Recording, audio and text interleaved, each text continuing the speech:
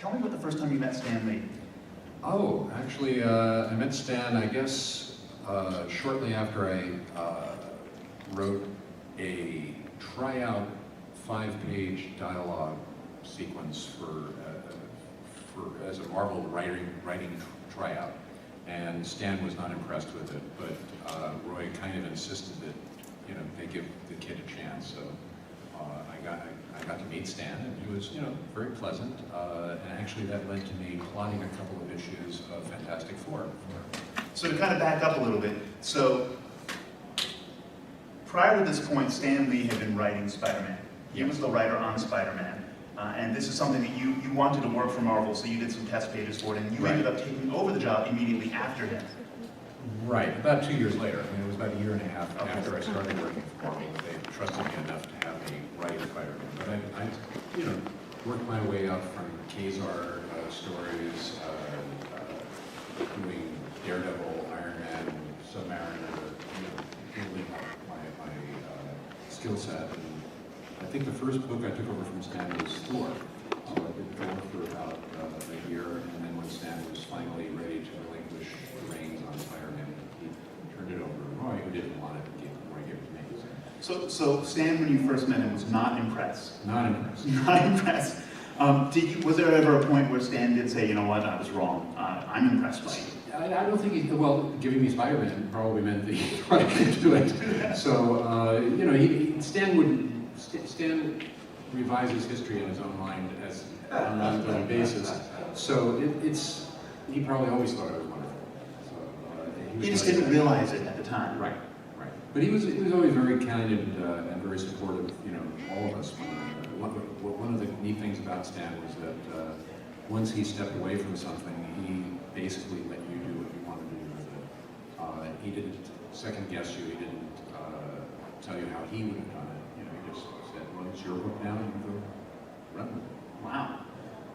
When you took over the book, though, I noticed that the first few issues that you wrote on were actually co-credited with Stan. So was there a transition period where he wrote with you on the book? There were some. Actually, I think the first. What you're referring to is there was a sequence of about 3 or 4 issues that were reprints from the Spider-Man black and white book, and we had done an adaptation of those for the color book. So I ended up doing some new pages in that. That was mostly to give John Romita a chance to catch up and get ahead. But because John is a perfectionist, he ended up redrawing large segments of the book and ended up falling behind. So you were doing a reprint to give him 3 months. It didn't work. He ended up being behind anyways. I did start initially writing stories directly on my own, with John supervising it as like the senior partner in that. Now, one of the things I noticed, and I held this up a few minutes ago, if you guys haven't picked it up, if you aren't familiar with his work, I encourage you to go out and get every compendium of his you can. This one is great because this has the entire Gwen Stacy arc. This also has a couple of other notable things which we'll be talking about today, like the Punisher. One of the things immediately I noticed upon reading this was how complex the storyline is and how interwoven it is, even at this stage. Was there a Bible when you came into this, or was this something where you kind of shooting from the hip and saying, let's do this? Well, as I say, when I initially started, I was working with John Romita, who had a really good grasp of story and how to set things up and how to pay things off. So he sort of guided me initially. But we did not have a long-term plan. And in fact, one of the techniques that I used writing monthly comics was just sort of throwing breadcrumbs out, ideas, mysterious figures in doorways, strange incidents that have no apparent explanation, and then an issue or 2 later I'd follow up on that, hopefully with something that made sense. But in many cases, I had no idea where any of these plot twists were going to end up. It was basically write myself into a hole and then try to write myself out of it, so that on an ongoing basis, things just kept churning. I think Damon Lindelof of Lost once said that they would paint themselves in a corner so they'd have to walk up the walls. Exactly. I mean, that's what you do. I mean, it's stunning to me now, the level of pre-thinking that goes into, you know, the comics that are published these days.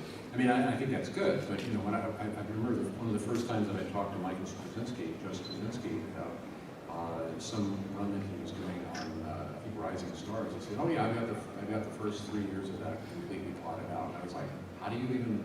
Yeah, but you know that changes. You like even if you plot it out, it's going to change. Absolutely. Well, what ends up happening is that you're responding to a variety of things. As you're writing a story, you get inspiration in the course of writing it. Sometimes the artist that you're working with does something really well, and that takes you in a new direction. Punisher is a great example. My initial concept for Punisher was that this was going to be a secondary character to the Jackal for a storyline that was going to run with the Jackal for at least 6 or 8 months. I knew that was going to happen. And I just wanted a character to bring the Jackal into the storyline and have him in the background and have this other character in the foreground. So Punisher was supposed to be a complete throwaway one-issue villain, and in the process of designing the costume, writing the first issue, seeing how it was working out, and we realized, oh, this is actually kind of a cool character. Let's bring him back. Well, how many people here have actually read the first appearance of the Punisher? Good portion of the room. So for the half of the room over here that it's like, oh, what's that appearance? Like, kind of talk a little bit about what was that issue about. Well, we have been, as you may have heard, and spoiler, for maybe you haven't seen it yet, Gwen Stacy dies in a particular story that we did, and there was a response to that from readers and fans at colleges. And small response? Pretty large antagonistic response. And Stan Lee, who, as I say, sort of like rewrites history as he goes along, started claiming that this had happened while he was out of town and he didn't know that. And in order to bus meet Gerry. Yeah. And in order to address the kind of hostility that he was getting when he was going to conventions and to college tours, speaking tours, he's told us, look, can you just bring Gwen back? And yeah, sure. We're like, no, she's dead, and it's really important that she stay dead because of the emotional impact that it's had on Peter's life. And he said, I don't care what you do, I don't care how you do it, bring her back, and you know, and I said, if I bring her back, can I get rid of her again right away? And he said, sure, no problem. So I had the idea that let's bring her back without bringing her back. Let's bring her back and deal with the idea of what it would be like to have to confront that grief again and not be able to resolve it. Again, not doing the standard superhero thing of, you know, back from the dead and everything is forgotten. So we came up with this idea of this clone story, which meant that I wanted to create another mastermind villain that was going to be the Jackal, that would be behind the scenes operating this whole storyline. And then in order to introduce the Jackal, I wanted to step it back another step by creating a character who would be manipulated by the Jackal into attacking Spider-Man. And that led us to creating Punisher. So all of these things are sort of like in answer to solving problems, you know, that are created by prior stories or by editorial fiat or fan interest or response. So you had no idea at the time that the Punisher would become what he is today? No, not at all.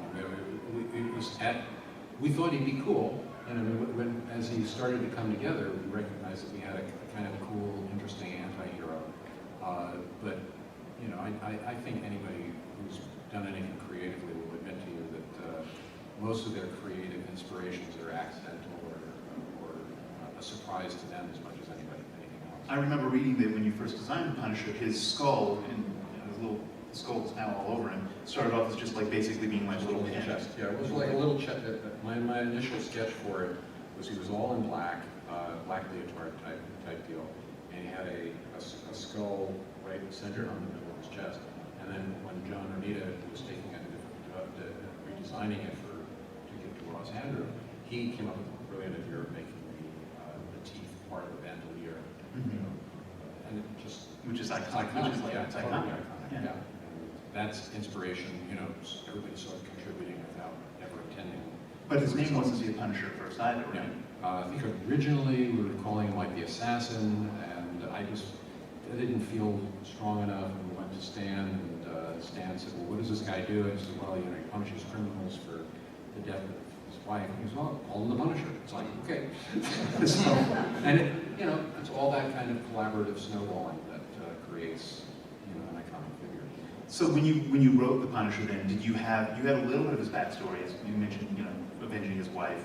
You know, is that something that you really thought and stepped out, or is that something that later creators then took this character and kind of fleshed him out? Well, we did an origin story of in a black and white magazine that fleshed that out. But we kind of knew. Again, this character was part of a guest hall at the time, and at the time there was this sort of I don't know, trope in fiction, you know, for the vigilante hero, you know, who's avenging his dead family. You know, it's a cowboy trope. It's also Never heard this urban. Yeah, it's an urban myth trope. So that was in the back of our heads that yeah, that's what his background is. But then we foregrounded it when we did the origin story. And I mean, that character just really took off through the late 70s, 80s, 90s. Sure. I remember growing up on the Punisher and thinking, this guy's cool. This guy's vicious. Yeah, he's an unapologetic. He's what Batman would be if Batman didn't have a conscience. So that's kind of the MO on that. And no cape, of course. And no cape. And guns. Lots of guns. Lots of guns. I mean, like, this is just another example. One of the things that I really appreciated on reading a lot of your work was these small touches. I remember reading one of the early Spider-Man stories, and you gave him an ulcer. Yeah. Spider-Man has an ulcer. Well, Peter Parker and I we're the same age. Wait, oh, so did you have an ulcer at the time? I had an ulcer. Okay. Actually, the reason I had the ulcer is sort of this. I was of draft age, and nobody here under the age of 50. They get drafted in magic. Yeah. So I was at draft age, and I was not in college, and Vietnam War was at its peak, and my number was not that high. So I was like, oh, I'm scared. And I was having really bad stomach pains at the time.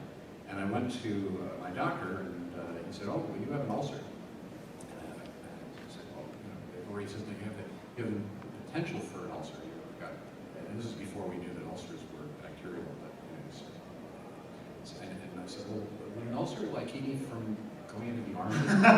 And he's like, yeah, it would be a 4F.